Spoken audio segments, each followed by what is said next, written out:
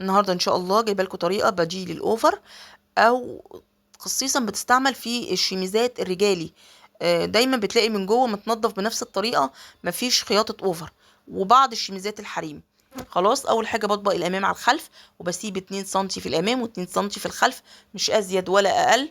خلاص، وبعد كده بفتح بالمكوه، وبعد كده بسيب جنب 2 سنتي زي ما هو، والجنب التاني بشيل منه 1 سنتي.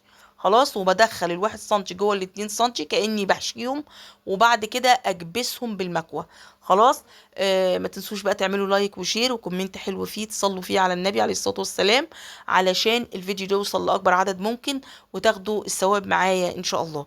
خلاص، بعد ما اكبسها بالمكوة هبدأ اني اقلبها الناحية التانية. خلاص، ايوه، خلاص كده كبستها ايوه، هقلبها الناحية التانية، اداري جنب المقصوص دوت.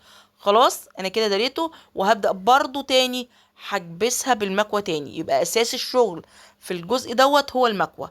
المكوى في كل مرحلة ما بتعمليها بتثبتيها بالمكوى، وبعد كده تبدأي تعمليها خياطة شيمة رفيعة على الطرف خالص، في جنب واحد. جنب الخياطة اللي انت شايفاه التاني ده جنب الخياطة الاولاني خالص اللي انت طبقتي بيه. وكده خلصت معانا، شايفاها؟ ده بيبقى ظهرها، وخطين الابره اللي بيبقوا باينين من الناحيه التانيه دول بيبقى الوش. كده خلصت معانا معلومه النهارده. تنجحي في مجال الخياطة افهمي وطبقي كتير. ولو عايزة تنضمي لينا في مجال الخياطة، اسألي على كورس الخياطة، هتتعلمي فيه كل تريكات الخياطة.